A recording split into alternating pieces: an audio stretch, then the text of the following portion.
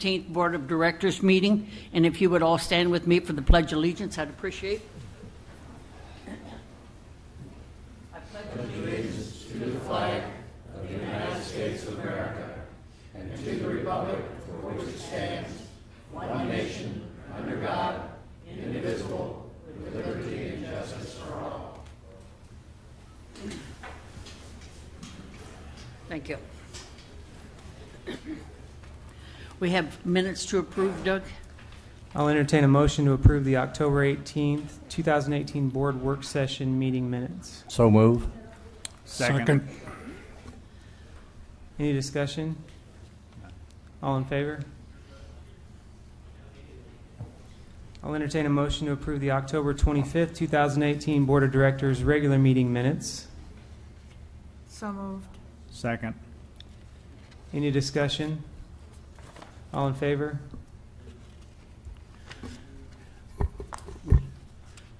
The financial report tonight will not be given because of the early week, and the report isn't due or done until next week. As soon as it's done, it will be posted online. So as soon as we have it, we'll post it online for you, so it will not be delayed a month. It's just delayed the week as it is. Last month, we had 22 speakers, and they spoke on several different issues, and each of the questions that were asked were addressed. And so we're going to go ahead with tonight's open forum. We've asked that when you speak, if you'd sign up. Some of you have signed up, so we'll take those people first. If you haven't signed up yet, please state your name and the lot address or lot number. If you prefer the lot number in which your lot is on, we'd appreciate that. And once again, if I mispronounce your name, I apologize, and we'll go from there. But you will be allowed to speak even if your name isn't on there. 3-minute limit, if you would, please, because we have several tonight to speak. So first is Tommy Freitag. Tommy, if you come up, state your name and your address, please. Tommy Freitag, 25 Pomona Drive, Bella Vista. Bruce? Last Thursday night, you said you wish more people would come to the meetings. How's this for a group?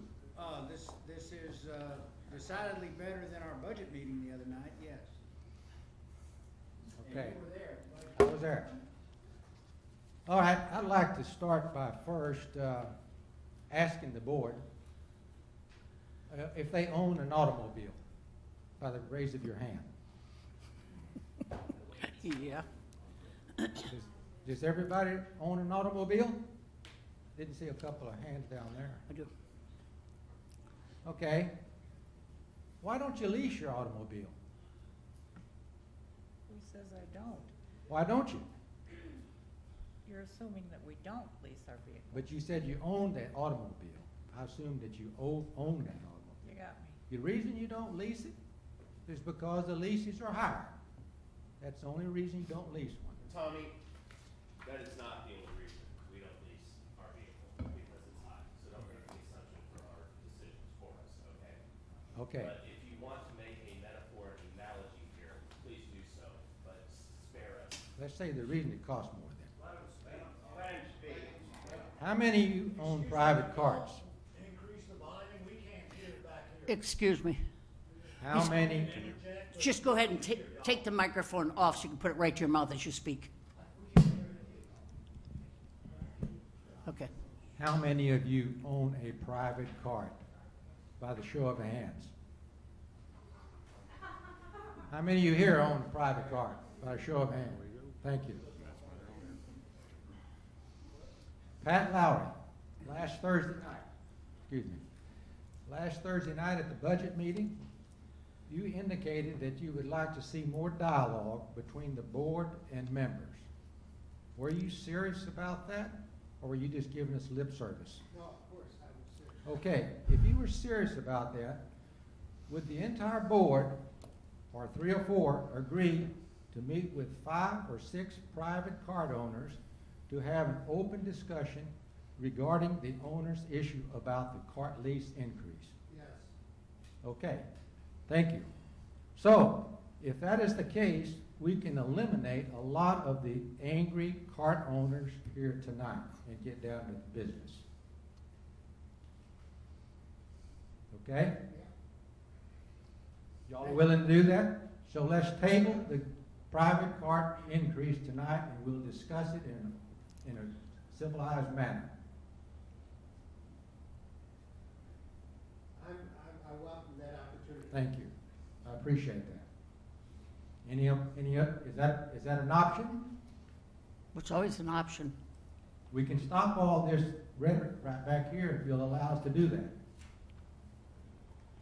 Tommy, I don't think that, first of all, if we meet together, we will better understand your position. Yes, sir. Okay?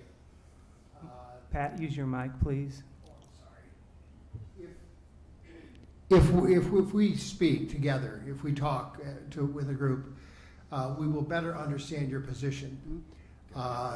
There are a number of things that we cannot do, and that is we will be speaking as individuals, not as members, not representing the board. Okay?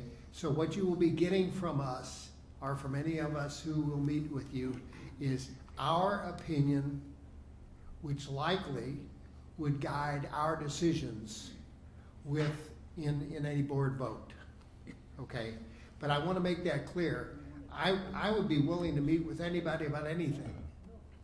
And I don't see any of the guys that I met with a couple weeks ago, but they will tell you that that's the case. We met for 2 hours and 20 minutes.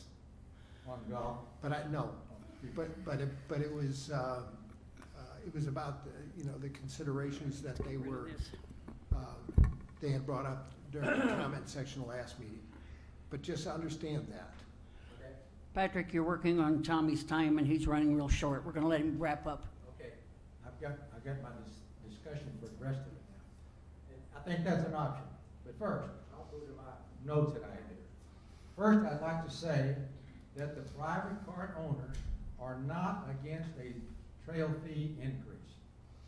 However, we believe that if the board deems it necessary to increase our trail fees, it should include the lease holder as well. This should be accomplished by a percentage from our present trail fees on both types of trail fee. Example, 5% increase on both private cart owners and seat lease owners. I have not heard a single lease holder indicate that they are paying an excessive amount over the private cart fees.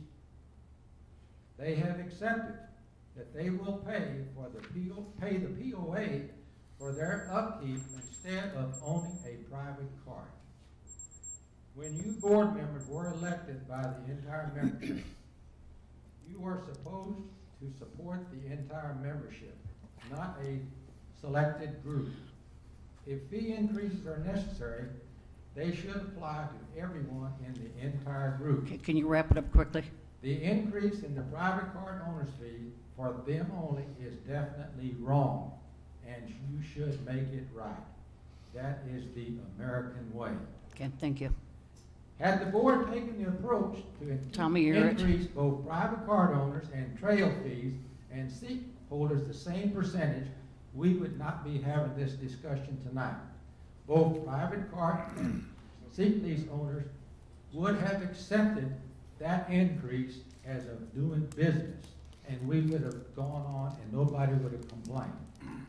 There's a wrong way and there's a right way to conduct business. The approach you have taken is wrong, and the board has the opportunity. Tommy, I'm going to have to ask Tommy. I'm going to have to ask you to stop. About a minute.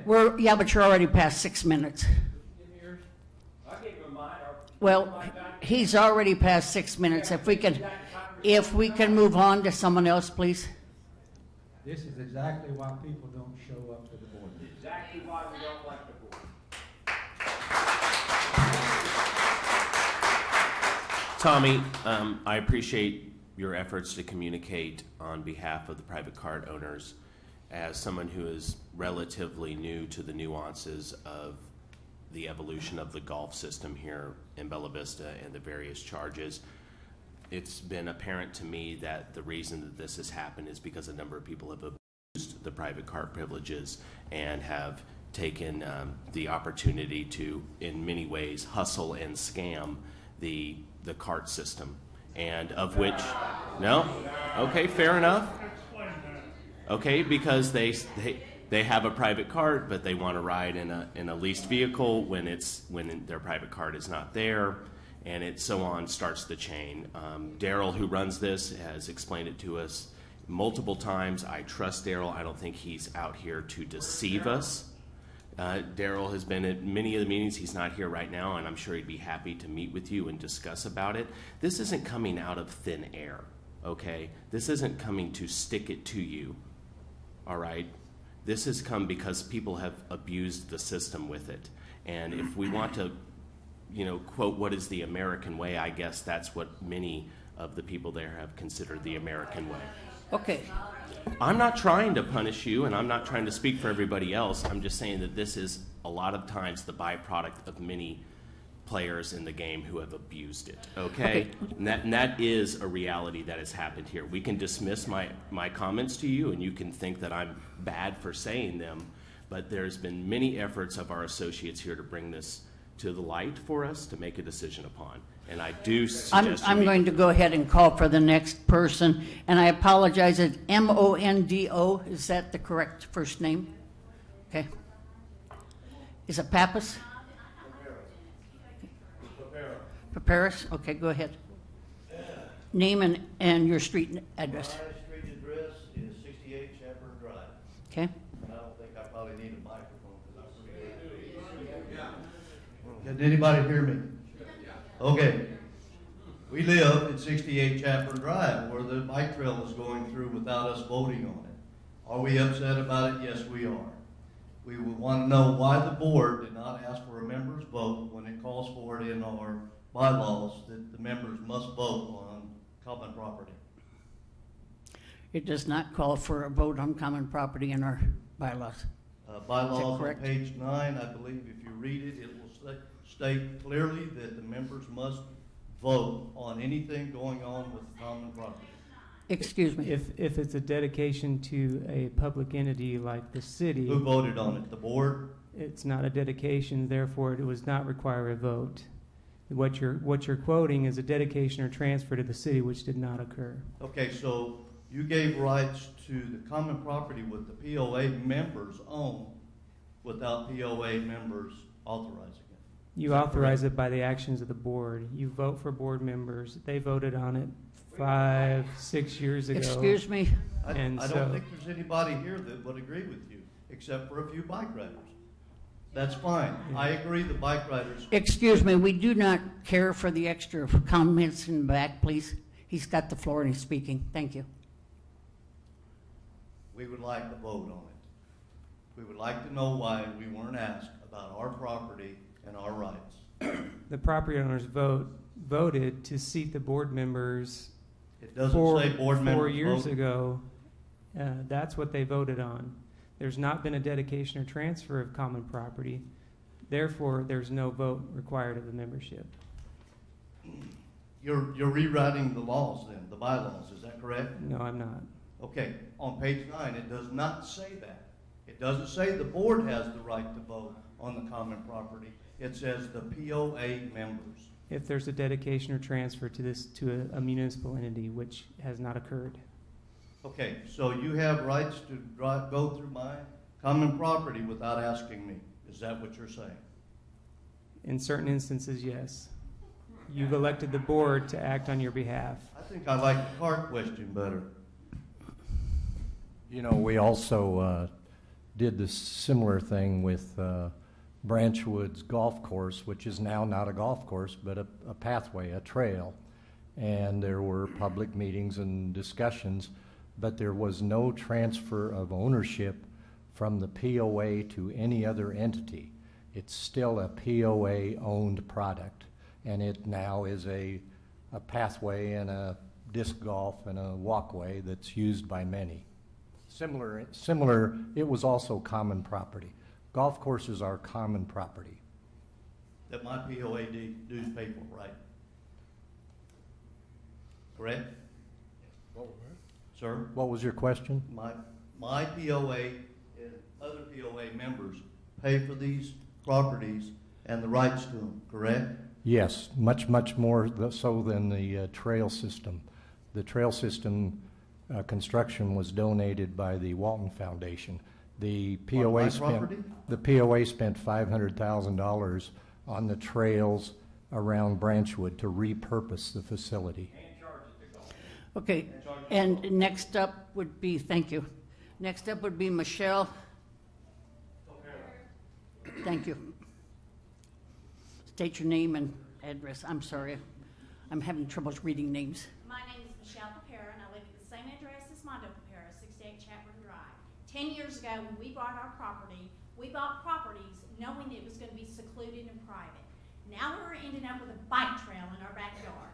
We had no way of knowing until I was sick the other day and heard commotion going down my hillside. I bought this property 10 years ago knowing that common property could not be bought. And obviously someone, don't know who, has got padded pockets or doing something, because that's not right. We bought the property 10 years ago. Granted, this was probably 2015, still didn't know about it. I just still not know about this property. This is insane. We have enough bike trails in Northwest Arkansas. If you want to ride a bike, get your bike rack and go find one. I don't need it in the privacy and seclusion of the property that I bought. I pay $250 a month on property that I have bought for seclusion. This is ridiculous. I don't care if the Waltons want to buy. They don't have a bike trail in their backyard, I can guarantee it. Am I correct? There is no bike trail on private property? I don't care if it's common ground, right? My property goes straight down, a little bit of creek and straight up. And guess what? That bike trail's going right behind my 6 lines property. And I'm the only one on the cul-de-sac on both sides of the road. That's why I bought it. And now I've got somebody putting a trail in the backyard of my privacy. I can't even go enjoy my swimming pool without people going riding by on their bicycles. That is also a detriment to my privacy with my son.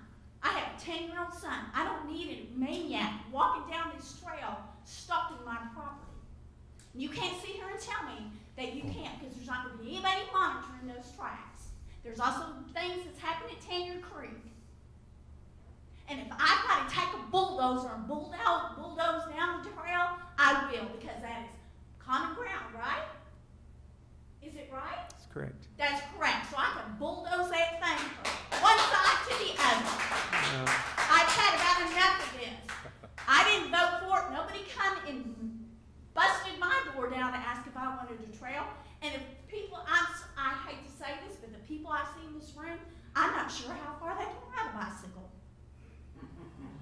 And I'm not being mean, but I'm just telling you, this is ridiculous.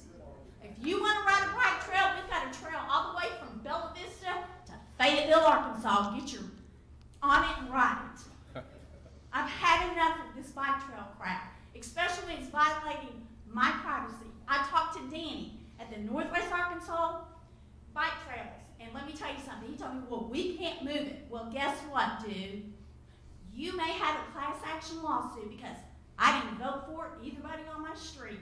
And again, I own both sides of the cul-de-sac, one side to the other. And I paid almost $250 or more a month for what? For somebody to come invade my privacy that I've paid for? Okay, can we wrap this up, please? Yeah, you can wrap it up. Thank you. Next up is Nancy Stock. Nancy Stock. Okay.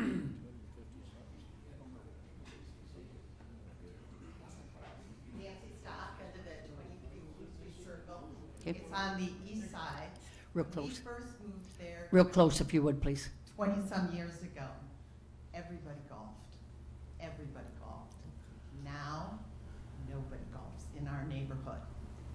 And the neighbors and I all agree that 30% of our budget going towards golf is ridiculous. It's actually a disgrace to the people that live in Bella Vista, that support Bella Vista, that want a good Bella Vista. They're going to vote no for the assessment increase because of 30% of our budget goes to golf. 17% of the people play golf. And the annual greens fee, those people are getting a 50 to 60% discount on golf. I would like a 50% discount on the things that I do. So you need to look at this budget, it needs to be fair, and you need to look at the diversity of Bella Vista. We have everybody from in our neighborhood. We have older people that have been here 30 years. We have young married couples that just moved in. We have people with kids, and they all are against the assessment increase because of golf. Thank you. Jacob Tucker. Jacob Tucker. Okay. Jacob Tucker. I live at 22 Miller Hold Drive. real close if you would. Thank you. Jacob Tucker. I live at 22 Miller Drive. Just like to say thank you for the opportunity to address the board. First, I'd like to say I got a bike trail coming right behind my house. Really happy about that. Property values are going to go through the roof, so that's always a good thing. But I just wanted to say thank you for taking action in a city that honestly doesn't have that many draws anymore. Our lakes, people are not going to come to our lakes for tourism. Beaver's a much better draw, Greers Ferry, Washita. Our golf courses, while they're nice to have, are no longer top golf courses in the state, much less the nation. Your golf tourism is going to fall off as other golf courses are built. But we had somebody willing to give us world-class amenities that could be a draw, mountain bike trails. My question for the board is, now that we have this, what are we doing to cater towards that demographic that's going to bring in? Like standard hotels, chain restaurants, that sort of thing is not what the mountain biking demographic is going to be drawn to. The tiny houses, the cabins that are being built, those are awesome. Airbnbs are something that mountain bikers are drawn to extremely well. Look at Bentonville. The most popular restaurants with that demographic are things like Peddler's Pub, Oven and Tap. They're small, unique, and it's an experience. You can only get that experience in the town that you're in. So what are we doing to encourage that type of environment and social environment for people to come tour and actually stay in Bella Vista? I agree, as it sits today, most of our money's probably going to go back into Bentonville just because there's not a draw like that here. But if we don't take action to capitalize on that, I think we're missing a potential windfall that has been provided to us for free. And so I'd like to suggest if a demographic study hasn't been done around that we perform one and show what it can and show what can happen. I mean, look at JJ's and Casanos. You'll see, if you go there, Fast rides Wednesday nights. If Fast has a ride in Bella Vista, you can't get a table at either one of those places that they're going to because it's wrapped up. That's just the type of venue that bikers like, and that's something that we need to be moving towards, I feel. Yeah, Jacob, just to steer you in the right direction, the Bella Vista POA really does not have any properties that are currently zoned commercial or could be zoned commercial. Your direction ought to be with the city of Bella Vista and then with the entity who controls most of the potential commercial property, which is the developer, not the POA. We support any kind of improvements to the city's commercial properties, but I think you need to steer towards that direction. And I respect that. The thing I'm looking at is we have like Lake Point. That's a property that could be tailored a little bit more to, there's going to be trails going right by there. That's a property that could be tailored more to having a walk-up, sit-down restaurant separate from the fine dining point. The restaurant here, could we not do something to make that a ride-up and able to eat? There's got to be a way to capitalize as the POA on that since we're allowing our land to be used. So you sent in an email earlier, and I responded, but I responded late, so you may not have seen it yet. But the groundbreaking ceremony for 11 Under, the trail system in the central portion, took place here at BVV Bar and Grill. Right, and we had the Enduro party when the Enduro was in Bella Vista. We had it here. Oh, we're 3 minutes. Okay. Can we wrap this up, please? I'll give you one comment, Jacob, and I appreciate your efforts to bring forth some perspective on the benefit of this amenity and what it means to the economic future and the continued evolution of recreation in Bella Vista. You bring forth great points, and I hear you loud and clear, and I think that there's many, many people who realize the potential of the trail system from an economic standpoint, whether it's your property value, whether it's a commercial entity that benefits like a hotel or a restaurant, or simply just the physical and the mental benefit of being able to access nature at this type of level. I am a proponent of the bike trail and the bike system. I don't think that's any secret. And I'm glad to hear that there's some more people in the city of Bella Vista that are willing to get up and speak about the benefits to it. To Tom and Jim's point, Travis Stevens, who works as the economic developer advisor for the city, is adamantly trying to work on these fronts, and there's many of us that could feel like we could benefit from it, and the POA is definitely moving towards some of those efforts here at our restaurant. So look forward to 2019. Okay. Thank you. I know I had 5 seconds. 5 seconds. So the offer to discuss and meet about the cart leasing. I don't golf. Is that open to people with the biking as well? I can only speak for myself. I can only speak for myself, and that invitation is open to everybody in the community, every group in the community. Okay, next up I have Bill Twyman. Good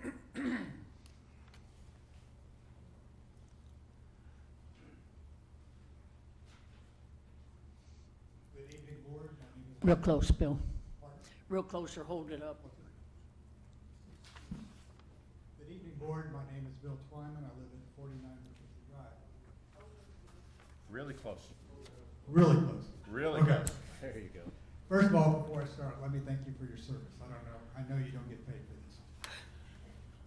My wife and I made our first trip to Bella Vista in 1975, courtesy of a Cooper Communities promotion to get people down here buying lots. 36 years later, 2011, we put down roots. We couldn't have anticipated the tight financial situation that our community finds itself at that time. The 2019 proposed budget reflects a 12-month trailing loss of $1.9 million and a 2019 projected loss of $236,000 at the earnings before interest, taxes, depreciation, and allocations. The 2019 budget benefits $1,028,000 from the sale of cell tower leases, which I assume will not be repeated in future years. So unless there's another big rabbit to pull out of the hat, we're facing some big challenges in the future years.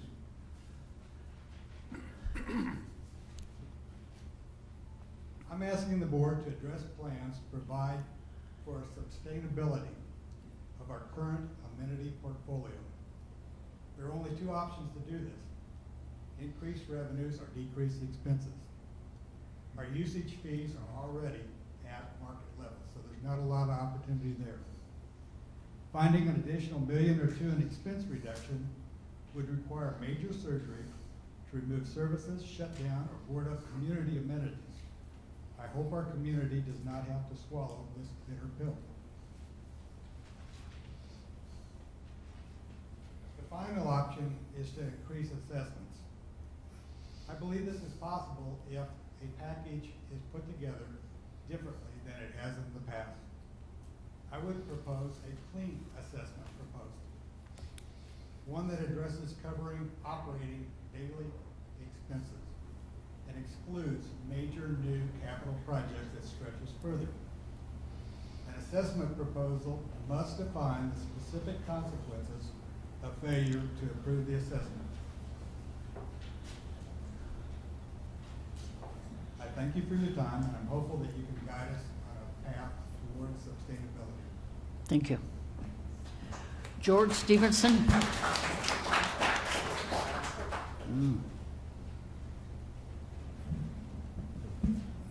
George Stevenson, 1 Farm Drive. I agree with Tommy. Raising the cart fees is not the way to go. We maintain it, you don't maintain it.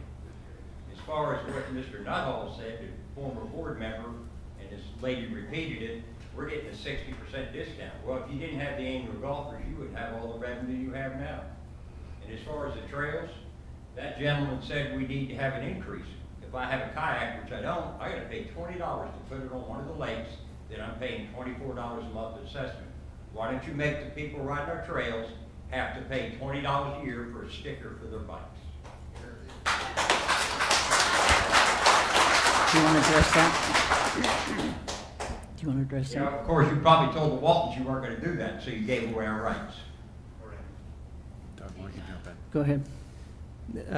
That was set up because, as I mentioned at last month's meeting, if you charge a fee to use that property, then right now it falls under the recreational use statute, which provides liability protection for the POA.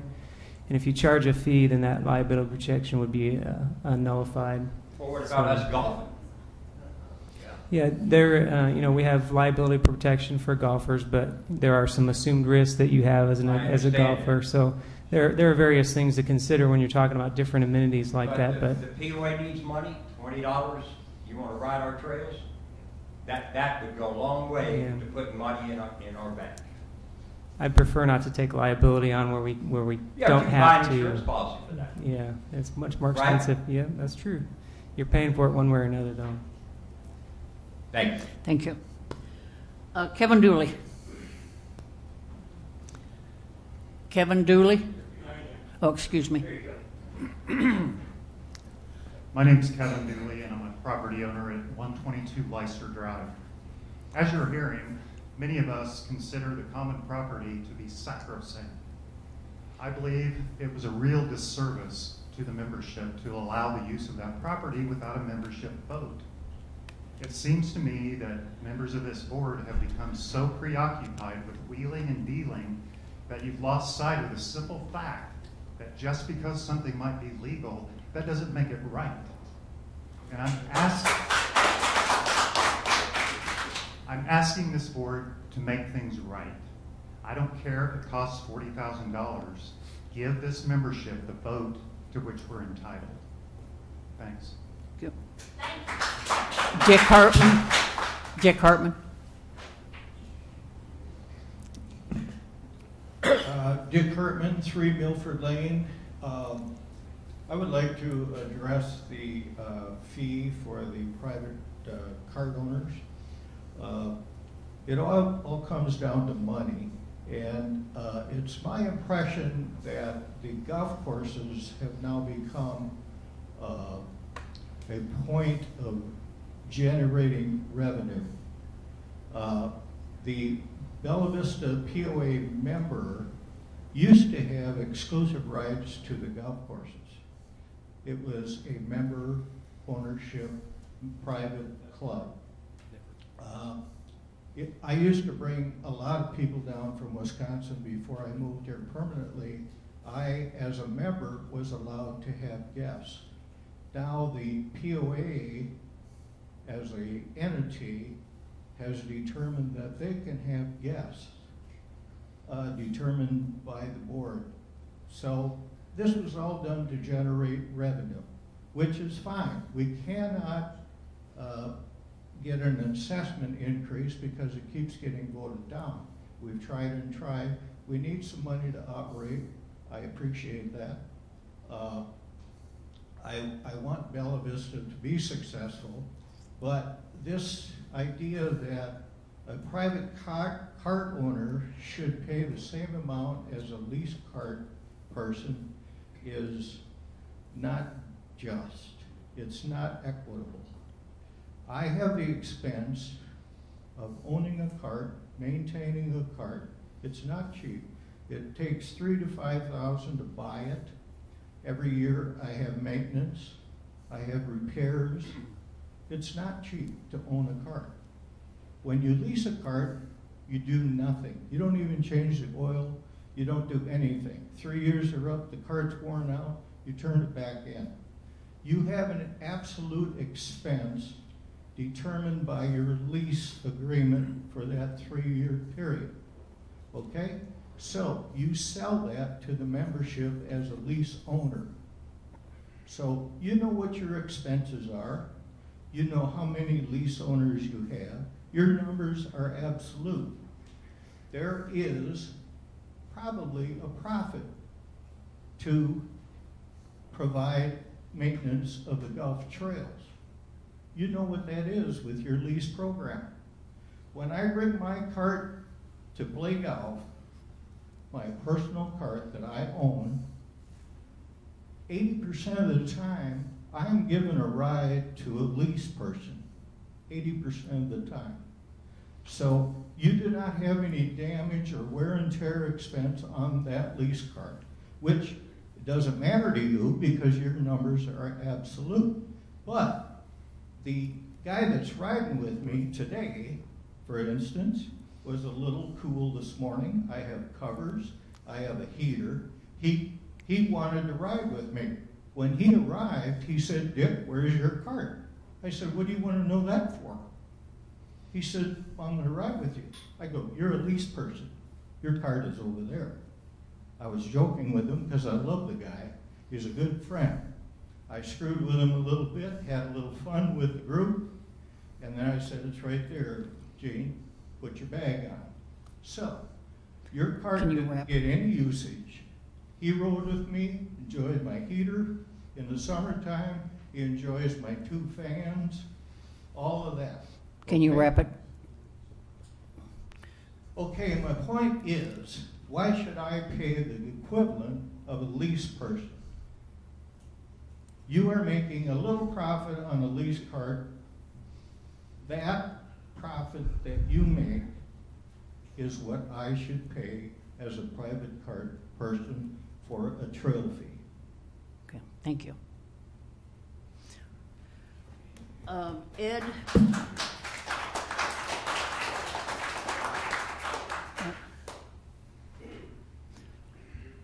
Bruce, did you have a comment? Well, I Let's just let Bruce talk first. And then we'll- just real quick, Dick. That's a choice you made, just like I make a choice when I play golf, and I'm pay as I go. And I know that's not cheap over the course of the year. I don't play as many rounds as you, but it's a choice you made to buy that cart. There were options. You could have a lease cart. You chose not to. Don't know why, and that's none of my business.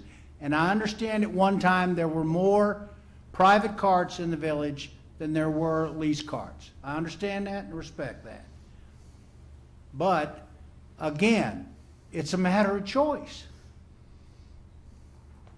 That's about all I can say about it. It's a matter of choice. May I answer? Sure. Today, my group had 8 foursomes. There were 8 foursomes, 16 carts in that group. There were 5 lease carts, 11 private carts. A number of those people this morning, when they got up, the temperature was, 29, 28 degrees? They call, if they can't get in the heated cart, they're going to call the course and say, "Sorry, I'm not playing today." And Dick, that's a choice. I chose not to play today because it was too damn cold. But Okay, you chose to okay, play but it cuts because down you the- had protection. It cuts, I understand that. Let's move on. Ed's it got cuts down the number of people who are going to play in inclement weather. If it's raining or cold, or in the summertime it's hot, I have fans both front and back. People love to ride with me. Understood. Okay, we need to move on to Ed, and I'm sorry, Ed, I couldn't I read know your last you've name. already made your decision on this issue, and there is no point in anybody coming to these meetings and expressing their views. Okay. Because you had Can we move private on, meetings please? previously, and you've all decided. Dick, what can we we're move gonna on? do. Can we move on, please? This is bullcrap. Ed, go ahead.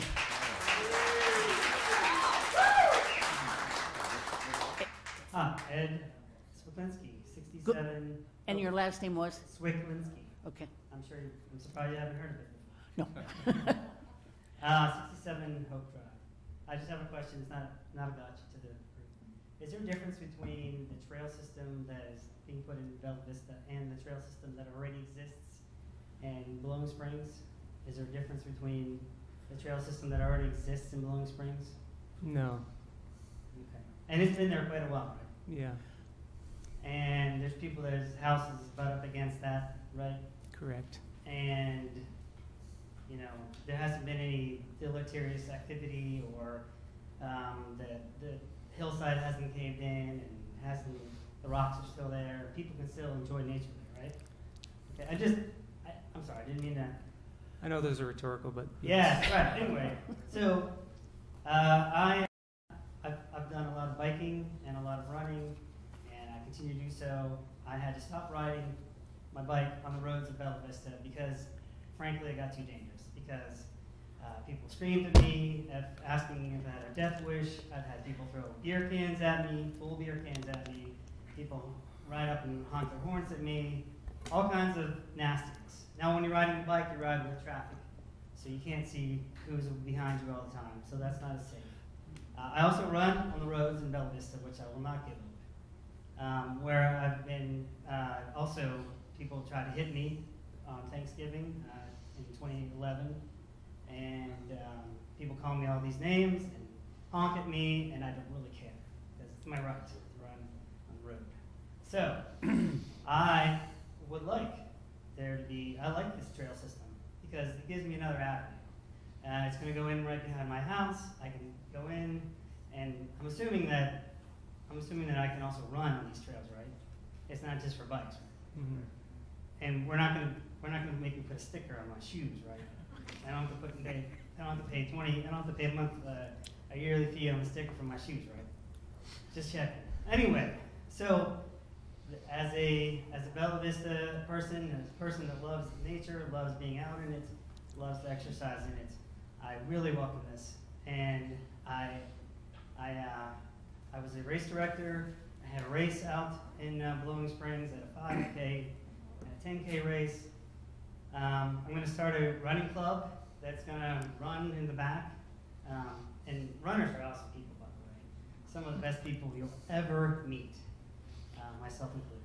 So, you know, we don't make messes, and we love nature, so you'll love it. Anyway, so you have my name. I look forward to working with you guys and seeing how we can get some stuff run up. Because I know that this is not the representative of the demographic of Bella Vista. Thank you. Thank you. Okay, those are the ones that I have signed up. If you have not spoken yet and you would like your 3 minutes, if you will give us your name and your address, please.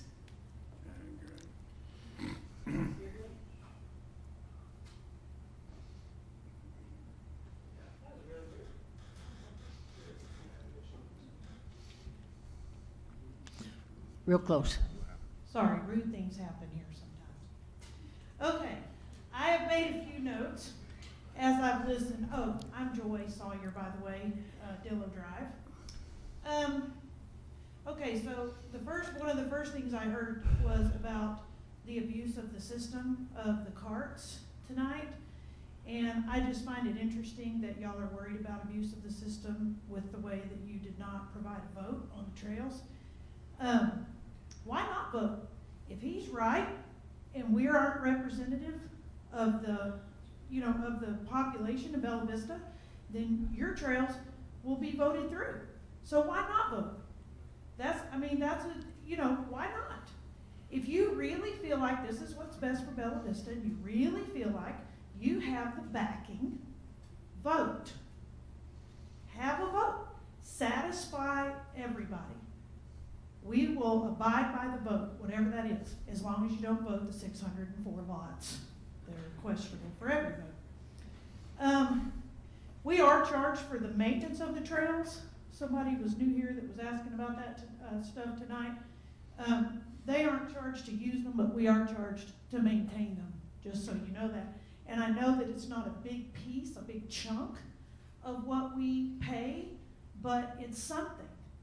And I've said it before, and Mr. Judson disagrees with me, but we're broke. We've spent almost $14 million in less than 2 years, and we've borrowed $800,000 from the water utility to pay salaries. In my world, that's broke. When I've got to go get a loan to pay my bills, I'm broke. So we're broke. We don't have money to pay Mr. Judson a bonus for everything he's accomplished this year. And we don't have the money, frankly, to maintain these trails that you guys want to just let the public use. Now, another little thing is when I met Mr. Judson the first time, I was at the town meeting that got ugly. And I said, why not just charge non-members to use the amenities? $192 a year, that's $16 a month, that's what a non-improved lot owner pays, and it's an annual thing. You don't get to pay it monthly, you have to pay it annually, $192, and then you can pay what the members pay to use the facilities. I thought that was pretty reasonable. And his response to me was, because when you charge people more to use something, they won't come. Why are you charging your golf people more? Our golf courses are already running in the red like nobody's business, and you're going to charge them more? Aren't you going to run them off? Can you wrap this up, please? Yeah, it's always the time when you don't like what people are saying. Well, you've passed 3 minutes.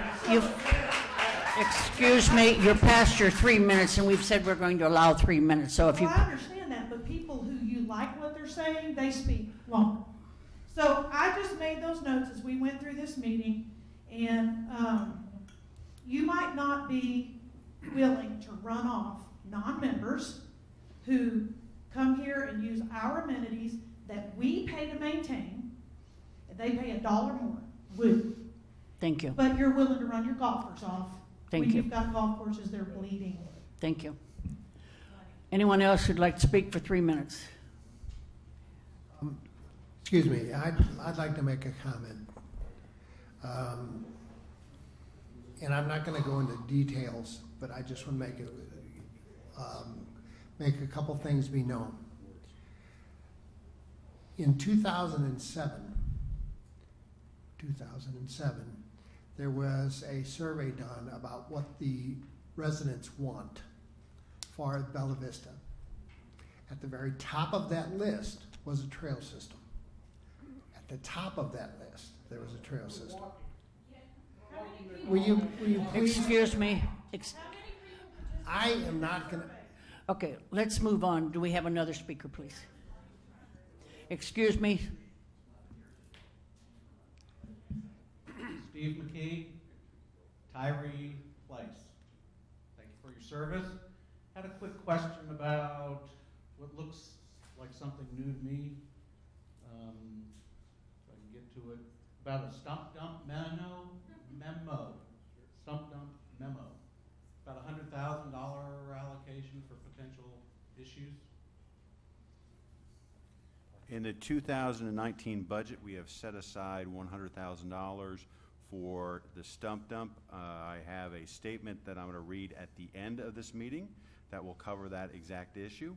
But we have set aside those funds for the remediation of the old stump dumps and for the creation or looking into creating a new stump dump. Both of those efforts are very preliminary, so the $100,000 is a placeholder since we do not have estimates in hand at this time. So is it part of the capital projects budget or not really? Yes, it's been included in the budget that you see. Maybe I have an old one. If you got it Thursday night. We have it included in the operating budget because we do not know if it'll be capital or not. So we conservatively went and put it in the operating budget. It's quite possible that it could turn into capital, but we don't know that. Remediation would not be capital. Creation of a new one would be, but we just don't know. It's so early. If we do something like this, does that somehow admit some sort of responsibility? No. Because I don't think at this stage the POA is responsible for anything, right? Correct. We've had some notice from ADEQ that we've reached out, and we're still in those conversations. But we're trying to do something for the membership, aren't we? What we want to do is well, encourage you to wait to the end and so I can go through the update regarding the stump dump. But we are working towards trying to locate a new site, but we have hired a company to assist us with that endeavor because it's not an easy undertaking. And regarding the old one, we want to make sure that whatever we do is in compliance with the ADEQ mandate. Okay. Excuse me, please. Steve has the floor. Excuse me. Thank you. Okay. Do we have another speaker?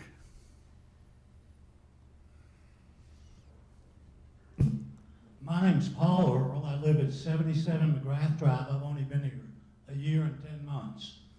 I'll just have one question. I'm curious. When the gentleman here, Mike Abb, said that the card people are abusing the POA, in which way? I mean, can you define how we're abusing it or how it's being abused? I'm just curious. Go ahead, David. Let me talk about that a little bit because I'm David Welchel. Okay, Dave. And In the mic, David. I have talked with Daryl and before that Philip Wright. What happened in many times in the past, somebody would buy a private cart lease and they would, for example, let's say somebody lived at Highlands, and this actually happened. He'd live at Highlands and then didn't want to take his cart over to Dogwood, for example. Okay. And he would take a lease cart from Dogwood. And you paid a lot less for your private cart than a lease cart.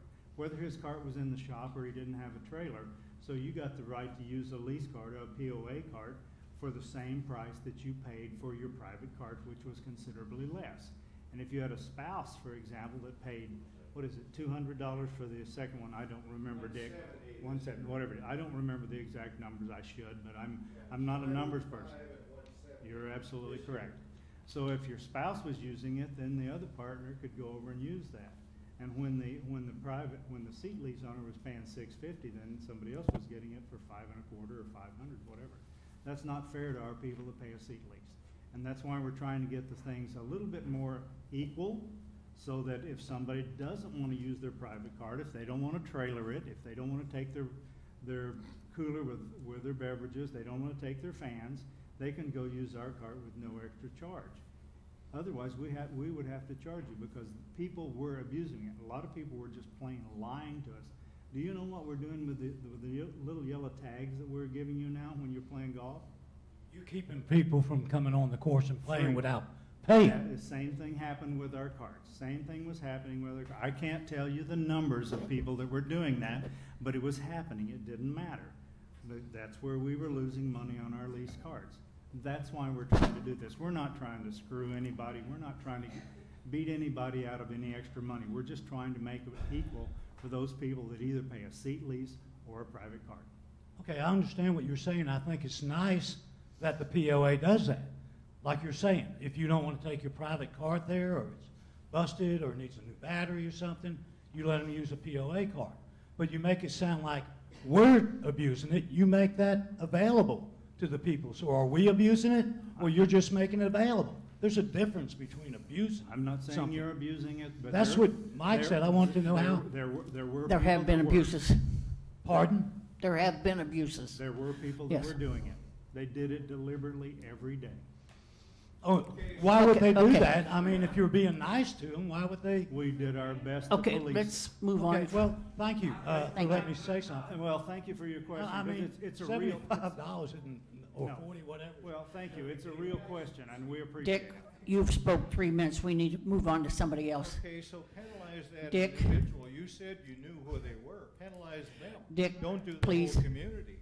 I give a ride to lease people. Excuse me. Let's move on, please. Do we have another speaker?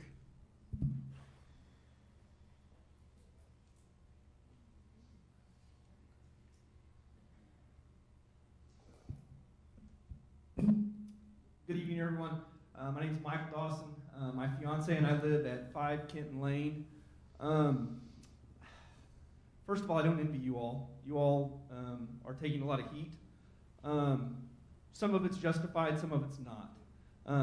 I understand that everybody wants to vote on the trails. I want to start by saying I'm not in favor, or excuse me, It's not that I'm against them. And I understand also that at this point, a vote would do no good. I think that there's a lot of things being brought up tonight that are kind of masking the real issue. I think the real issue here is a true fiscal responsibility from the board. How do salaries go up from 2017 to 2018 by just over $1 million? That's a number that jumps out to me that I don't understand. I've been in banking. I've been in the golf business. I now own an insurance agency in Bentonville. Salaries don't just go up by $1 million. They just don't. Could somebody explain that to everyone here tonight? The primary reason for the increase from 17 to 18, and what you can do is you can go online to our website and you can look at the budget proposal that took place a year ago this month, and it'll explain it in a little bit more detail. But the main reason is we opened up a restaurant. We went from last year, Lake Point. Servers make about $2.50 an hour. Okay. Can I finish my answer? Sure. Okay. Last year, at this time, we operated Lake Point for approximately 6 months. This year, for 18, it was operated for 12 months, and BV Bar and Grill was operated for the majority of the year. That's the main difference. We also had a beach operation that we opened. We increased our, for 18, we added player assistants for the golf courses. We increased the number of lake rangers to increase the monitoring of our lakes. We added multiple individuals to our maintenance construction department to maintain our facilities. So those are the main things off the top of my head. But I encourage you to go to our website and look at it, and you can see it in detail.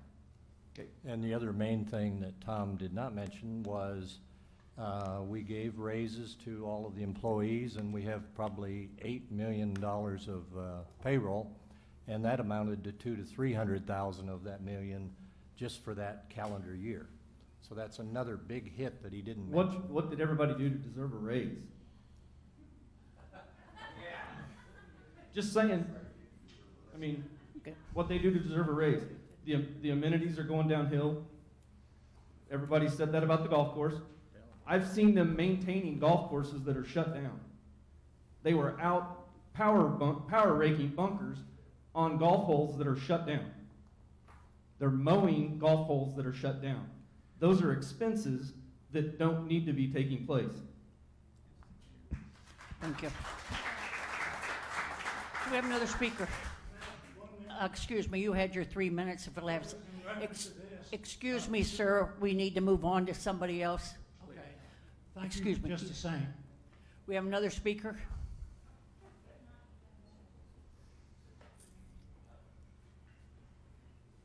My name is Pat Narkunis. I live on Winters Lane. Speak up a little bit. Ever since I moved here, I've heard, well, I don't play golf, so I don't love golf courses, and I don't play tennis. Into the microphone, if you would, please. And I don't have any children, but I have no problem paying school taxes. Somebody paid for me to go to school. And as a community, we need to share. I don't play tennis, but I think that we all have to share the cost of tennis. So it's an amenity. And you can't get anybody to give a $2 raise to the POA. I don't understand it.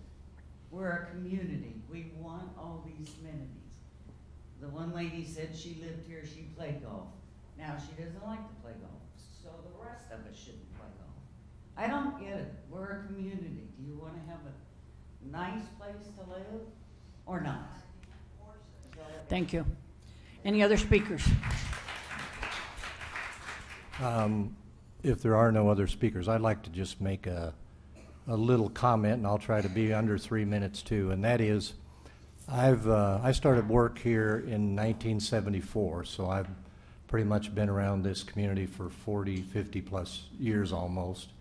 And my career was studying and being involved in planned communities around the country.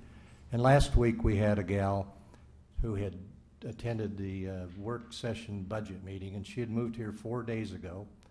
And we've got Beth in the front row tonight, who's been here a year, has property out on Loch Lomond. And from my experience, let me share this just because I want to get it off my chest, because I've been through 3 of these budget years now on the board, and they're very difficult, and they're nuts and bolts, and it's gratifying to see people are involved in all of the details, and we do share more information than we ever used to because of the web and because of social media, and it's wonderful that everybody's involved. But here's the point. Bella Vista is probably the most successful planned community in America. We kept the same developer. He never went bankrupt. He met all of his obligations due to a HUD property report. He sold out a property, so he's not actively marketing anymore. The POA is trying to market the growth of Bella Vista now and getting better at it every year. And the reality is Bella Vista is dynamic. Bella Vista is growing. Bella Vista is changing. Who in my right mind, back when Bella Vista was 2,000 population, when I moved here in 1974, could imagine 30,000 residents, 38,000 total lots, 85,000 property owners, including husband, wife, and dependent. It's a huge success. So we're glad people moved here, and I'm extremely proud of this being the best natural place in the state of Arkansas, in the natural state, and I love it here. Thank you. Okay, we're going to move on to joint advisory committees, and do we have a representative from Lakes here? Okay. We have a representative from Lakes. I didn't see one when they came in. Oh, we did not, I'm sorry. Oh, we did not meeting, have a did we? Lakes Committee meeting in the month of November. They are having one in December. That's probably why we don't have a minutes for it. Recreation. And we do have somebody from Gary is here. Somebody from Recreation, so. Gary? Nice and close, Gary.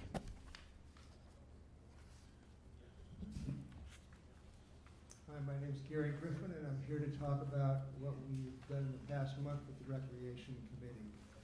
We had our meeting on Monday. We cover all the amenities with the exception of lakes and golf. Branchwood, since we reopened, has had a very, very good improvement in terms of numbers.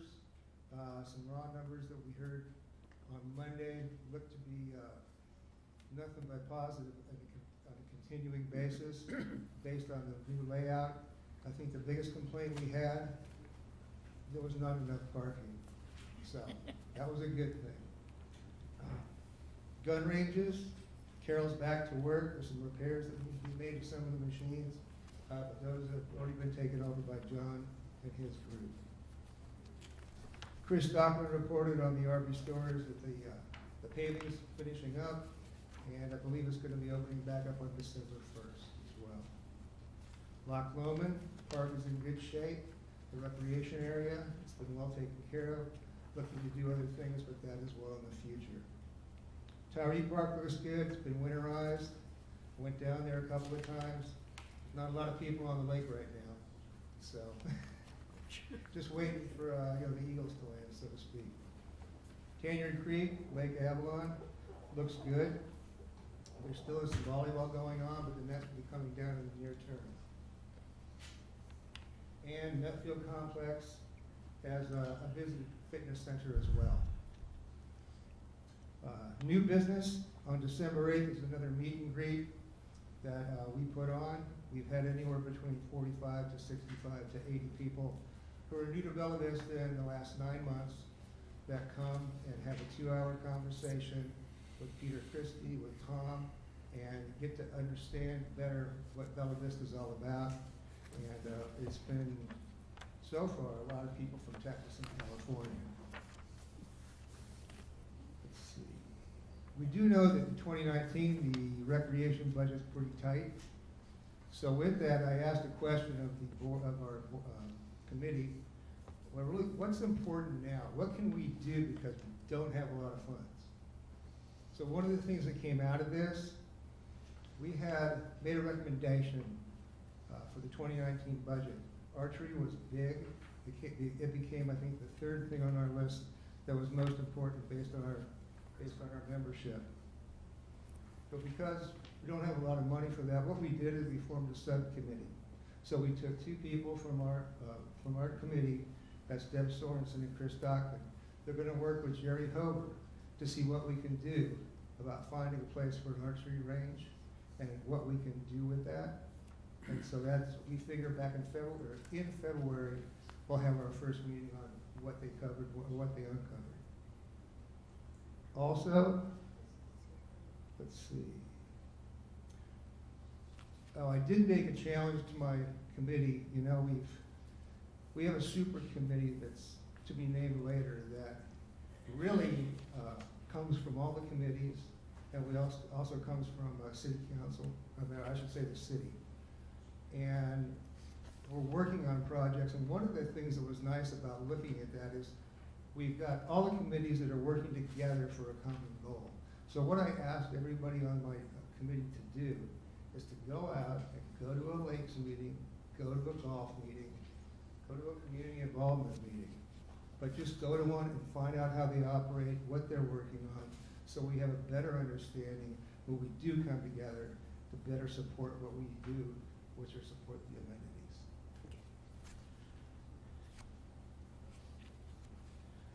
And the other stuff pretty much has been in the other committee reports that were done by Lakes and Golf.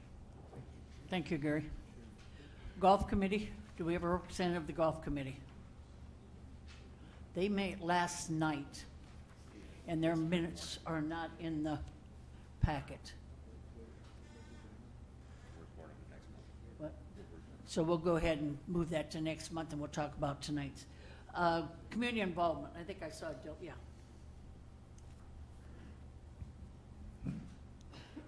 Good evening, everybody. I'm Dylan Shags. I'm the co-secretary of the Community Involvement Committee. We met 2 weeks ago, and there was two things that we discussed. The first was the coat drive, which is going on right now. This would be about the halfway mark of the coat drive, and it's doing very well. We have the bins at various locations throughout Bella Vista, and we have a lot of coats in the old pro shop right now, so it's amazing. We might have more than we got all last year in the month of November. So thank you to everybody that's donated throughout the membership in Bella Vista. It's greatly appreciated. And we have 15 more days to collect the coats, and they'll go to the Bella Vista Zone schools. And any leftovers will go to the BVV project, Deb project in Bentonville, which serves the foster families in the area. So it's going very well.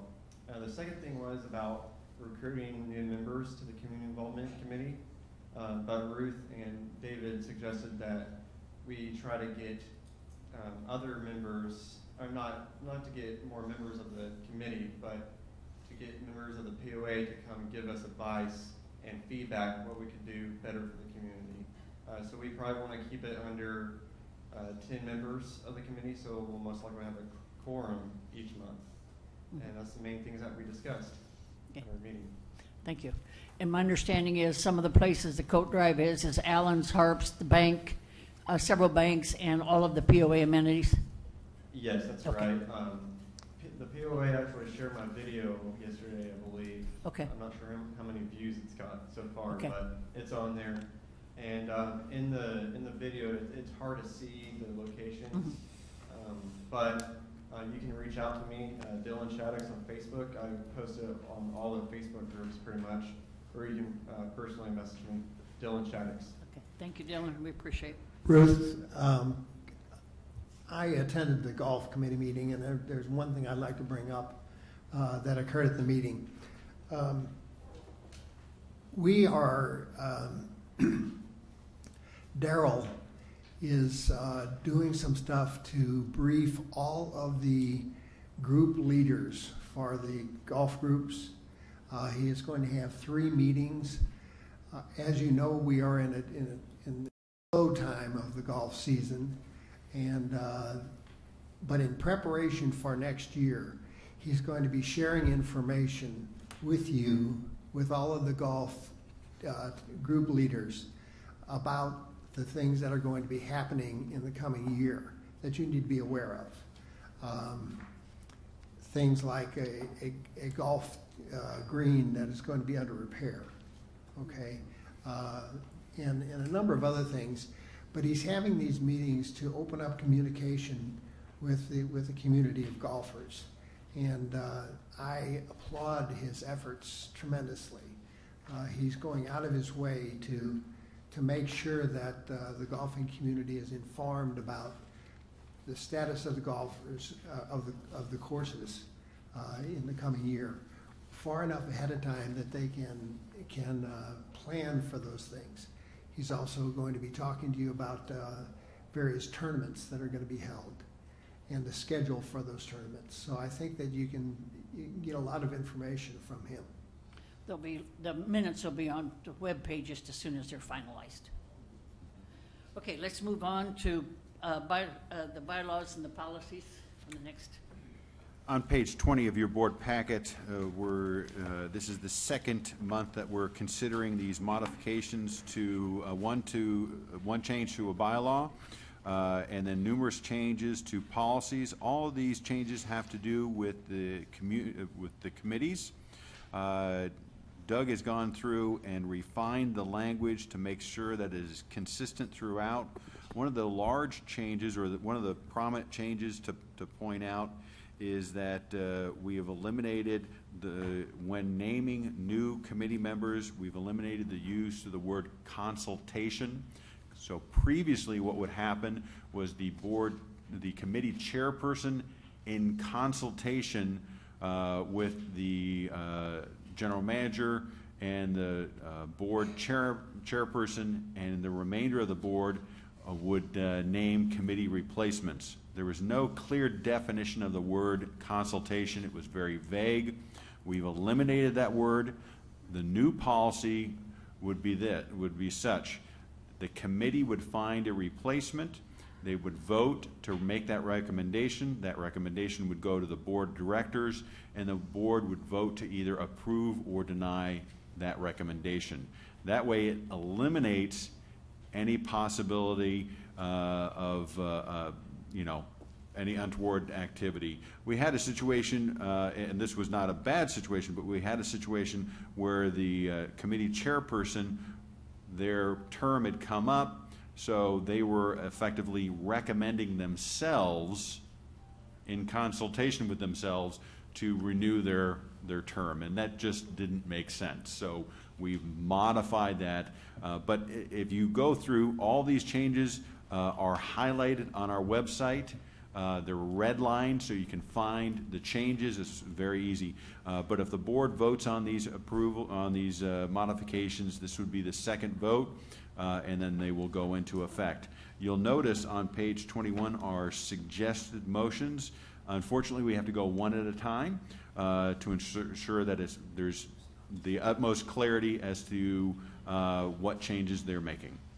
Okay, so bear with me, please. On the first motion, I need a motion that approves to change the bylaws article number 8, and this is, in fact, the second reading. So moved. Do I have a second? Second. Do we have discussion? If not, would you call for a vote? All in favor? Any opposed? No. Motion carries. Okay, I need a motion to approve the changes to policy 1.01, and this also is a second reading. So moved. A second, please? Second. Okay, we have a second. Are there any discussion? Is there any discussion? If not, would you call for a vote? All in favor? Any opposed? I need a motion to approve the changes to policy 1.03, and this also is a second reading. So moved. Second. And do we have discussion on that? If not, we call for a vote. All in favor? Any opposed? Was that in opposition, Mike? Okay. I need a motion on policy 1.03.3, and this also is a second reading. So moved. And a second? Second. Okay. Discussion. These had discussion last month on them too, so. All in favor? Any opposed? Moving on, I need a motion to eliminate policy 1.03.7, and this is also a second reading. So moved. Second. Discussion. If not, All in favor? a motion to approve the changes to policy 1.04. This also is second reading. A motion? So moved. A second? Second. Discussion. If none, call for vote. All in favor? Another motion to approve the changes to policy 1.05, and this also is a second reading. So moved. Second. Discussion. All in favor? And the last motion I'm asking for is to approve the changes to policy 8.03, and this also is a second reading. So moved. Second? Second. Discussion? All in favor? All motions carry. Now, we went through those fairly quickly, but I wanted to point out that the original changes were developed by the Rules and Regulations Committee about 2 months ago. Those changes were then reviewed at the work session last month and then voted upon at last month's regular meeting. That was the first of 2 readings. And then these changes were brought up again this month, today, and voted on for the second time. So while the board went through a number of those changes rather rapidly, this has actually been a several-month process, and the changes have been made available on the website for quite some time. So they did kind of move through a lot of those changes rapidly, but I wanted to reassure everybody that they've been going through them for some time. So I'm going to move on to the budget. Please do.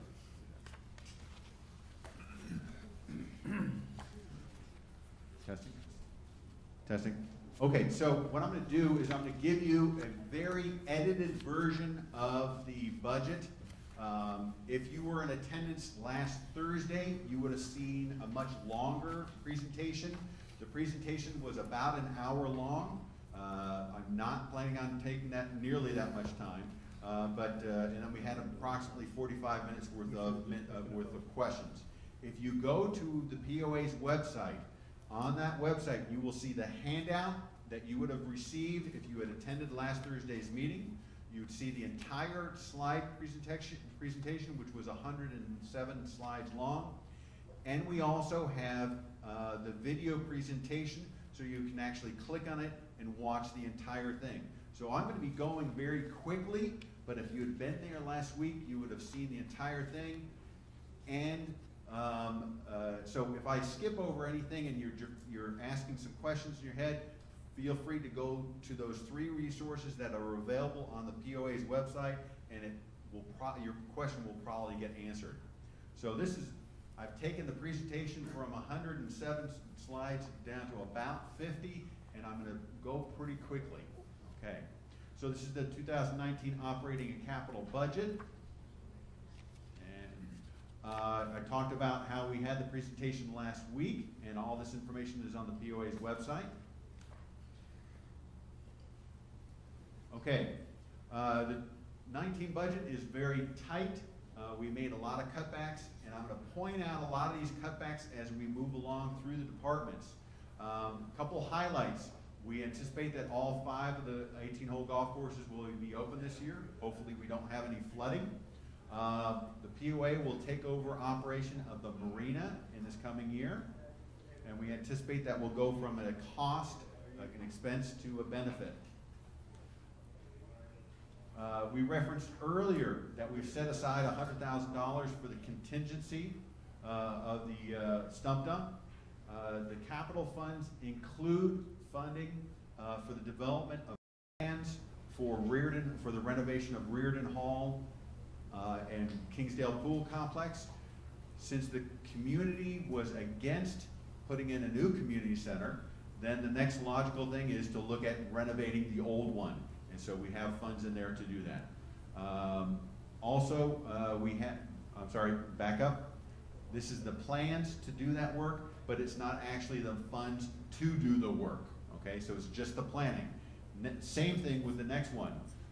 We are continuing with the studies on how we can mitigate flooding at the country club and developing plans to do that. This will allow us to get to a point where we can seek the permits. The permanent process is a 6 to 18 month permit process. So what we want to do is get to a point where we can get those permits, because the worst thing that could happen is we have a flood, it takes out a large portion of the country club, and then we have to go get permits, and we end up waiting 18 months. That would not be a good situation. We've included a 3% increase for our employees. In the last 2 years, we had 4% increases. We've also increased the medical insurance contribution from our employees. We've increased it between 5% and 12.5%, depending upon the type of plan that they sign up for. Okay? Big item. This budget includes the sale of our cell tower leases. This is a one-time benefit. We anticipate we'll receive those funds in January or February. The proceeds are for $1 million. We will continue to receive lease payments for the land going forward. It's just for the towers. All right, for the POA, not including the water. And this thing's worthless.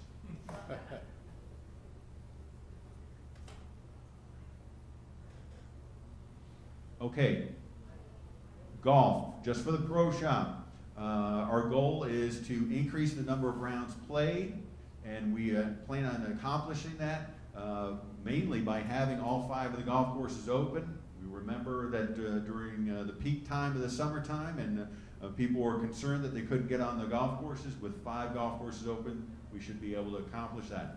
I did want to point out that on non-member green fees and card fees, we anticipate it's going to bring in $1,019,000.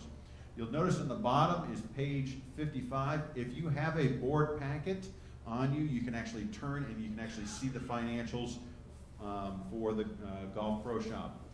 Proposed fee changes, you guys are well aware of what we're talking about. The $45 for the private primary and $30 for the secondary. Cutbacks. We're looking at cutting back the player assistance. We did not have those in 17. We added those in 18. We're looking to save the funds and eliminate those for 19. Will you shut the door out there, please? Also, many of you are aware that we promoted Daryl into the director position. We're not going to replace Daryl's old position, okay? So we've saved some money in that area. Golf maintenance. We anticipate that we're going to have 5 golf courses, hopefully no flooding. We're going to focus on providing outstanding golf course conditions. I continue to hear that our golf courses are in the best shape they've ever been, and I'm very proud of that. We've included a contingency of $50,000 for flooding. Hopefully we don't touch a dime of it. Some of the cutbacks, kind of a long list, but we've eliminated some labor hours, overtime, top dressing. I'm going very quickly. All this information will be available online, but actually you can go through the whole 107-page packet from last week. Food and beverage. We'll have a full year of operation for Lake Point and BV and Bar and Grill. No capital projects for the coming year. One critical thing is we are going to close Lake Point for 6 weeks during the winter time. It's our slowest time of the year, and we're going to transfer those employees over to BV. We'll end up saving labor It's just the slowest time of year, and it just makes sense to save some money there. We're also going to be able to do some maintenance work. Both operations remain on target to break even after being open 3 full years. And if you're on the board packet, we're on page 57. What did we cut back? We eliminated 5 full-time or part-time positions. We're into the 2nd year now in Lake Point, and we're far enough into operating BV Bar and Grill that we understand the operation more, and we were able to eliminate those positions. We also don't have any startup costs this year. Clubhouses. So this is a 0 employee department, but it's where we have a lot of expenses for some of our clubhouses that are not dedicated to a specific task. This is where we put our utilities, our taxes, our insurance, our maintenance and repair. We have been able to save $69,000 in this department because we're not going to do any major repair work like we did last year. Okay, MAC. MAC is our maintenance and construction division. This is the division that we would run the stump dump, and since we're not going to have a stump dump operation, so what we did was we don't know what the study is going to tell us, so we don't know when we're going to be able to open up a new stump dump or a mulching operation. So we decided for the budget purposes to not include anything, but that doesn't mean we're not going to do something for next year, but we just don't have enough information at this time.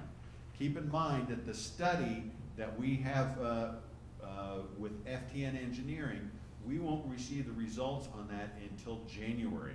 The budget's been approved for a couple months at that point.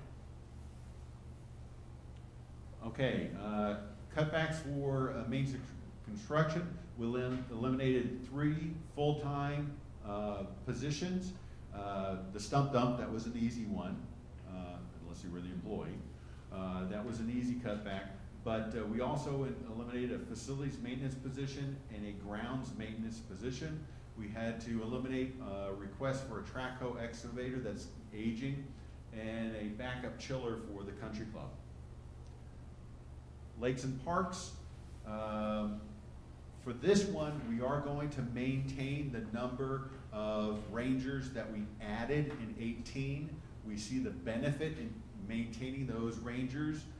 In 17, when we had fewer lake rangers, we had 11,800 guest contacts, property owner contacts. In 18, when we added those rangers, we upped that number to 15,600. We want to continue that high level. There's been a lot of concern about weight boats and so forth, and by having the additional staff, it allows us to monitor it. We're going to take over the marina operation at Loch Lomond. That's going to go from a cost to actually, we anticipate we're going to actually make some money on that operation. Also, what we're going to do is we're going to move over our lake ranger operations to the marina, which we feel will improve response time when there's issues on the lakes, specifically Loch Lomond. Fee changes for covered slips. We're going to go from 1,350 to 1,500 for covered slips. We have actually a pretty good wait list for those. On the renovation of the RV storage, we now offer pull-through slips, which we didn't previously have, and those are going to cost $380. It's not an increase because we didn't offer it previously. Cutbacks. We eliminated a marina rental boat, and also we had to eliminate some striped bass stocking of fingerling rainbow trout at Lake Brittany, and reducing the aquatics fertilizer in some areas. Not all the way down to 0. We just skinnied it out. All right, general manager. We've included $100,000 in here. Steve was asking about that earlier. We put it into operations. It could end up being, some of it could end up being in capital, but right now we have it all in operations. We've also included funds for taking an assessment vote in the latter portion of next year. Overall, nothing overly specific other than we just tightened it down. Human resources. I mentioned this earlier. Instead of a 4% increase, we've reduced it down to 3% increase.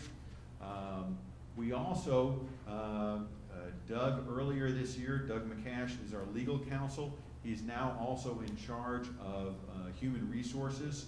So what we've done was we've folded 2 operations into one director, and we are not replacing that director level position. And so Doug's taken over that portion. And it's working very nicely. So we eliminated a director level position. Marketing, this is the one department we did not make any cutbacks in. We actually increased the budget. We want to drive revenue. We want to encourage more people to relocate. So we are advertising in Ideal Living, which is a good publication for retirees to let them know about everything that we have to offer here at Bella Vista. We're increasing our distribution of inside Bella Vista to a lot of the state welcome centers, and that's been very well received. So we're spending more on advertising to increase awareness. Cutbacks, we didn't make any cutbacks in this department. If you want to grow revenue, you don't want to decrease marketing. Legal. We're anticipating that revenue is going to go down as the number of buildable lots that we sell. So we sell in 17 and 18. In 17 we sold 220 lots. In 18 we anticipate the POA will sell about the same number, but we're running out of larger lots, lots with sewer access, and relatively flat lots. That's what people are looking for, and we're starting to run out of those type of lots. So we don't anticipate we're going to sell 220 lots in the coming year. Also, we have a large property owner. A couple years ago, that property owner had never paid a single dime in assessment, and Doug's crew had been going after them. They collected a large payment a couple of years ago of $170,000. They've been collecting regular monthly payments of $10,000, but of recent, they've been missing some of their payments. We're getting a little nervous, so we're taking a more conservative approach on our budget. We didn't want to fluff up the numbers. We're continuing to go after them, but it's not easy. So no cutbacks in this department. You'll recall that maybe 5, 6, 7 years ago, they went through and they reduced and they made major cutbacks to collections, and they pay for it. Absolutely pay for it. When you cut back on the people that go after late payers, your debt, your uncollected balance dramatically increases. Accounting, we anticipate a reduction in the collections. We've actually been doing such a good job in getting people to stay current that we do not anticipate as many in collections. So if a person is late and accounting collects the funds, it gets coded to the accounting department. Okay? If they're current, it goes to a separate department. So what we're anticipating is more people are staying current, except for that really big one, which is an issue. We decreased hours. We actually eliminated 1 full-time and 1 part-time position from this department. You'll see decreases in labor hours. Member services, very few changes at these 2 locations, the one at Huntley and the one at Metfield. Both of them are very thinly staffed. When you go renew your golf memberships in December and January, you'll see that they're working very hard. We didn't feel that we could eliminate any staff, yet maintain the same level of customer service. We did eliminate 1 full-time position that was benefited, and we replaced it with 2 part-time positions. And that's important because we are self-insured on our medical. So even a few people fewer on medical is a good savings.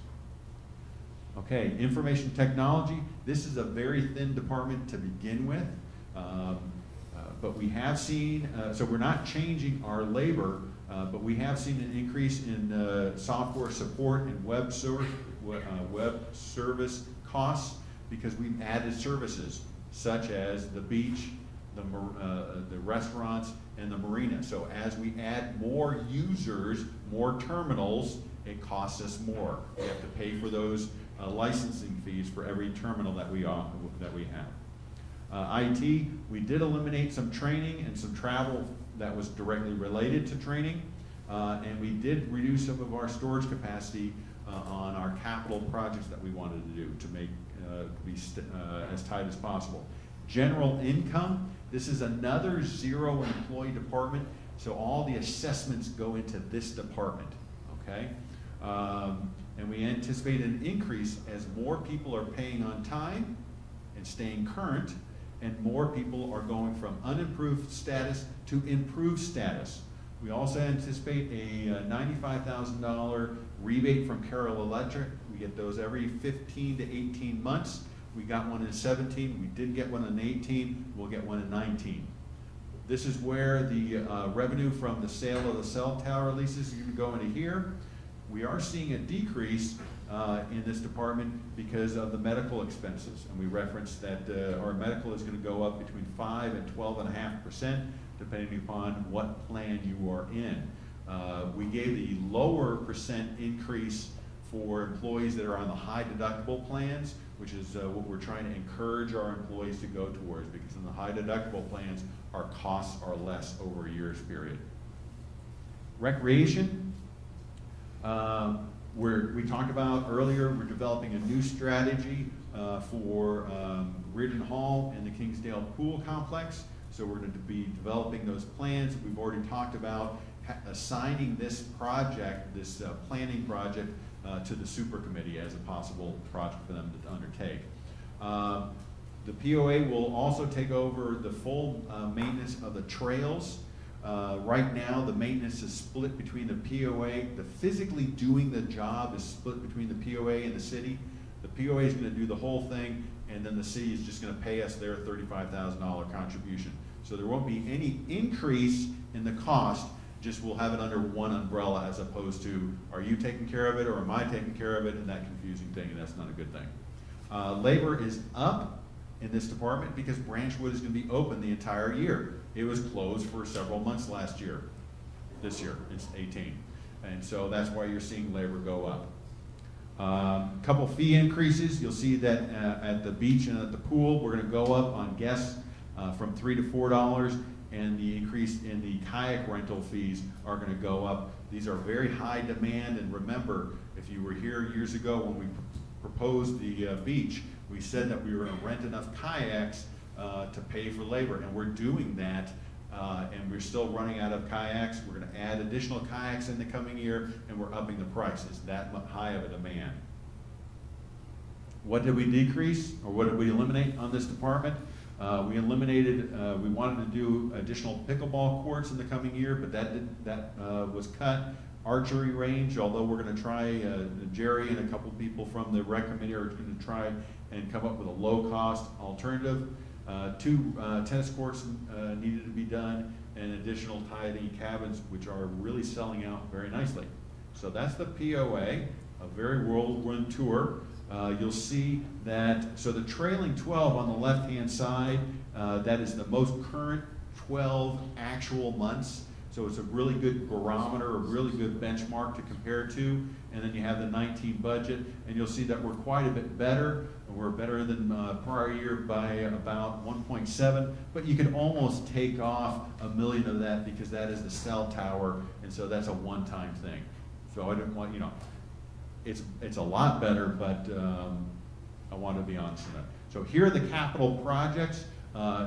These are all available on the POA's website if you want to go down and take a look at it. But for golf maintenance, we have a pruner, the placeholder for the flood mitigation planning, jumping all the way down to Metfield under the Pro Shop.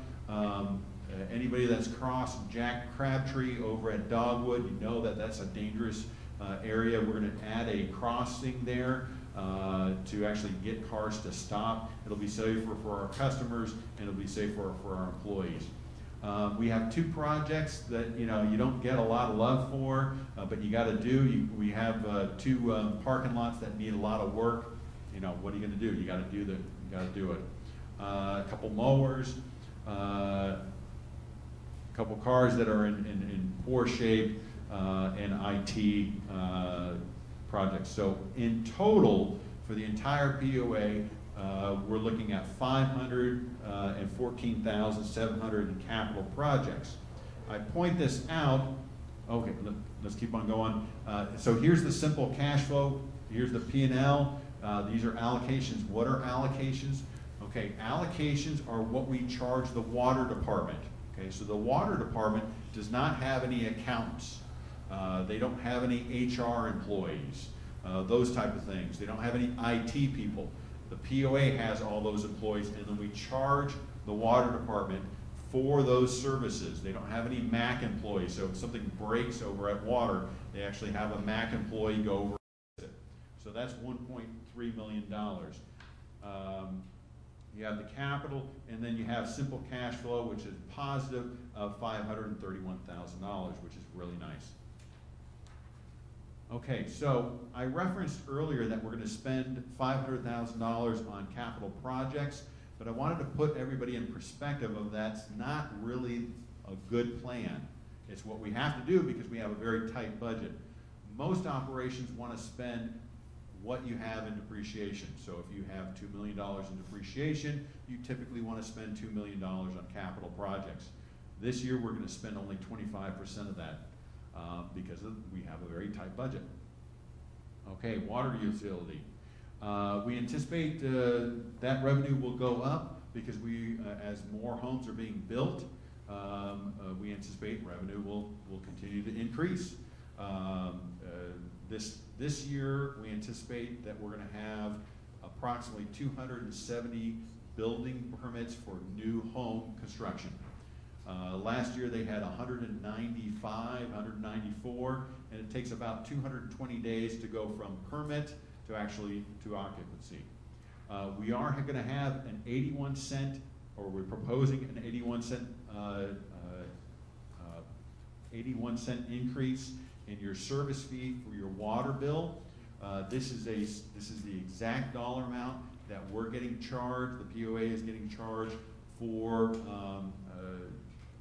cell service for the new meters, and we let the community know. Actually, we let the community know in November of 17 that this increase was heading your way. So we wanted to give you guys as much advance notice as possible. So it's just a straight pass-through increase. We've eliminated one full-time benefited meter technician. And here's several capital projects. The large ones, Lambeth Water Tower renovation, you have $170,000. Water line replacement. Every year we do approximately $300,000 in water line replacement. Keep in mind that the POA operates 600 miles worth of water lines. So we have to replace lines on a regular basis to make sure that they stay in good shape. So here is the simple cash flow for the water department. You'll see the EBITDA is positive $330,000. You have less the allocation, so you're still positive $200,000. You have capital projects and debt service, and you still have a positive simple cash flow of $790,000. So a little bit of a whirlwind tour. I spoke very quickly at last week's one. I went a little bit slower. So if you want to get bored to death, you're welcome to watch that presentation from last week. And that is it. Okay, so we're on page 51 of your packet. I'm gonna take that. On page 51 of your board packet, you will see the proposed fee increases. I have one modification that I need to make. I do apologize for that. We just talked about the water increase of 81 cents, and I did not include that in the memo. So I would like to make that modification. So if the board were to go with the suggested motion, if they could say as amended. Mm-hmm.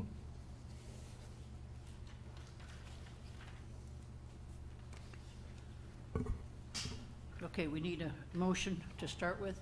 I'll make a motion to approve the recommended increases to our amenity user fees as amended for 2019 with all other fees remaining the same. Do I have a second? I'll second. Okay, discussion?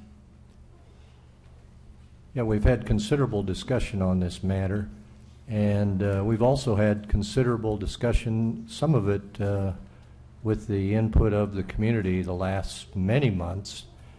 We suspended an assessment vote for good reasons, and the community spoke and had problems with the last assessment vote. So the board has agreed to, early in the next calendar year, to develop some other alternative ways to look at the overall assessment component by use and by department for next year, and hopefully come up with an assessment vote later in the year, as Tom mentioned, that would hopefully appeal to more people and hopefully win approval, because in my opinion, some of these nickel and dime attempts in the past 17 years, I should say all of them, have failed.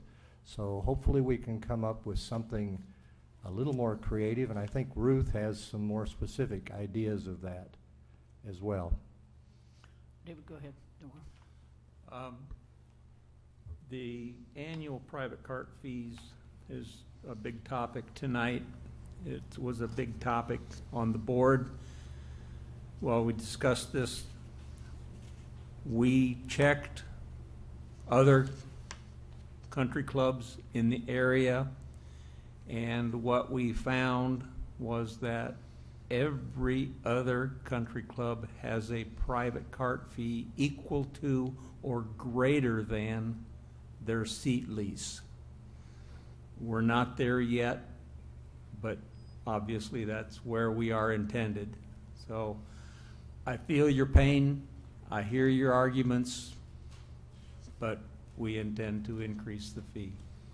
Okay. Other comments?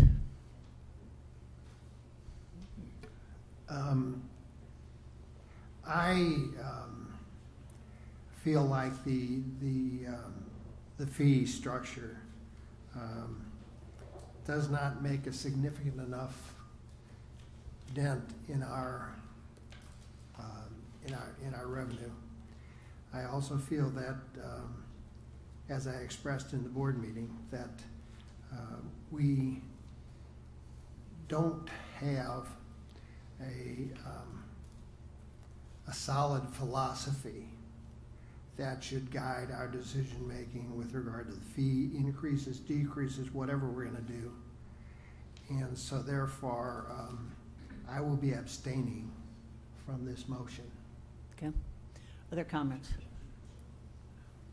Okay, one of the issues I want to talk about, if we go into the 2019 with a tight budget and not knowing if we're going to have an assessment increase or not, the board needs to look very carefully at each and every item that we're dealing with, and fees as well as what we're spending, expenditures as well.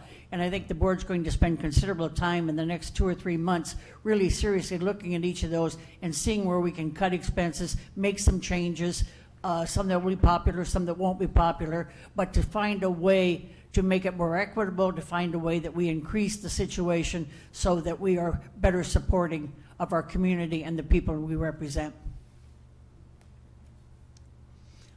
Other issues? If not, should we call for a vote? All in favor of the motion? As amended. As amended. Any opposed? And abstain, Patrick? Motion carries. Okay. On page 53 of your board packet is a suggested motion for the approval of the 2019 operating and capital budget. Okay, do I have a motion to accept the budget, capital and operating budget? So moved. Do I have a second? Second. Discussion.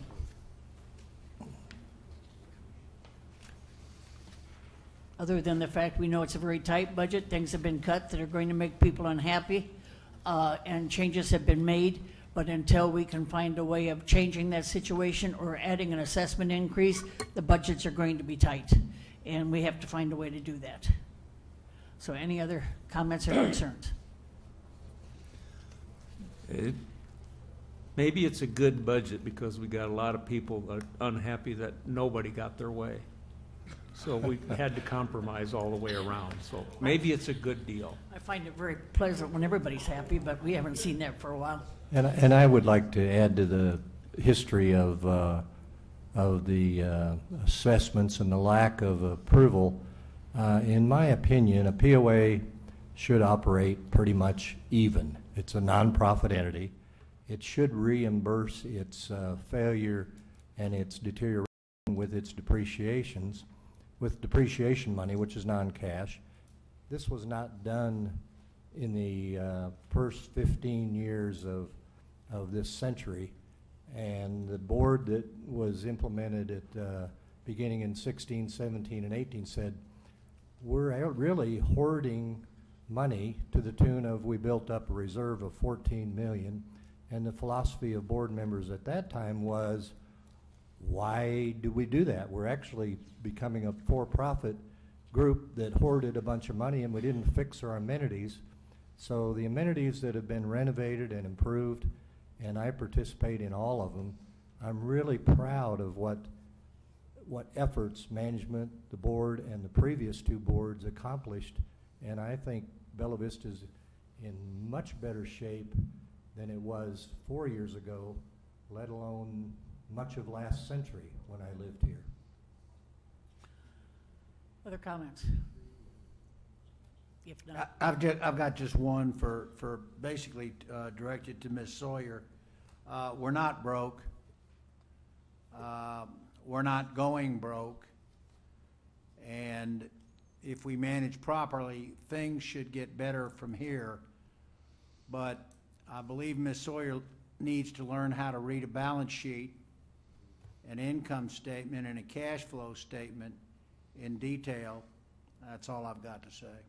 And just one more comment to augment what Bruce alluded to, and it relates to the success of Bella Vista. A lot of you moved here because other planned communities you might have participated in had numerable special assessments, country clubs especially. And Bella Vista in its life has never had a special assessment where we said to the membership, okay, ante up, we're in bad shape. And we're not going to be in bad shape in 2019. We're going to be pretty much non-profit, break even, very close, in my opinion. okay, call for a vote, please. All in favor of the motion? Any opposed? Motion carries. Okay, we appreciate that. Moving on to Stump Dump. On page 75 of your board packet, a couple of things to update you regarding the stump dump. On November, the POA entered into a contract on November 1st with FTN Engineering to investigate the old stump dump sites and to advise us on the proper way to remediate these sites. The cost of this contract was $22,700. It is anticipated that the work will be completed by March 31st of 19. The second item, on October 31st, the POA entered into an agreement with FTN Engineering to investigate potential new sites, future sites of where we could conduct a mulching operation and to develop the estimated cost of how much it would be to develop such sites. The cost of this contract, consulting contract, is $22,100, and we anticipate the project will be completed by January 31st of 19. Also, I spoke with the mayor last week. He informed me that the EPA was at the Trafalgar site taking air samples. Evidently the results for that will be in towards the end of this month. For the 19 budget, we've included $100,000, which we've indicated is for remediation and potential development of new sites. But as I indicated, since those contracts are not going to be completed until January and March respectively, We won't have that additional information for some time, which is why we've placed $100,000 in there, which is our best estimate at this time. One concern that I do have is that once FTN gives us their recommendations with regards to the Trafalgar site, which the POA does not own and we have never owned, and we stopped leasing that land in December of 2016, is we will have no legal authority to force Brown's Tree Service to follow the recommendations of FTN Engineering. So that could be a little bit of a challenging situation, but hopefully they are willing to work with us and follow the advice of FTN Engineering. So that's the latest that we know regarding the stump dumps. Any questions on that? Tom, do you foresee any possibility that MAC will be able to do some of the work in remediating the? Yes, it's quite possible, but I think it's way too early since we don't know what the nature of the remediation is going to be. Right, but that is. MAC, for those that don't know this already, our maintenance and construction division has quite a number of large earth moving equipment, and so it is possible that we could do the work in-house under the supervision of FTN Engineering, but I think it's a little bit too early to say that at this time. Okay, and if I know I'm talking about future things, but if they are able to do some of the work, what happens to that $100,000 contingency? I mean, where does the is the additional labor and equipment that may have to be used by MAC going to be accounted for somewhere? Yeah, if we dedicate, if we have hard costs that are dedicated to remediation or the creation of a new site, that would be charged against the $100,000. Okay. And if it's not used, it stays. Right. And if it's not used, then it's not used. Right. Thank you. Since we did not have any additions to the agenda tonight when we started, we're going to go with announcements. The next board meeting, general meeting, will be held Thursday, December 6th at 2:30 in the afternoon. This is a closed meeting and it is a change of date, so please be aware of that.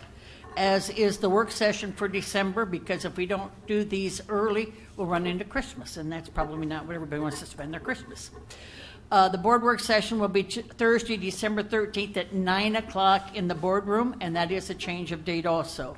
And the regular meeting will be Thursday, December 20th at 6:30 in the boardroom, and that is also a change of date. No other items. We stand adjourned.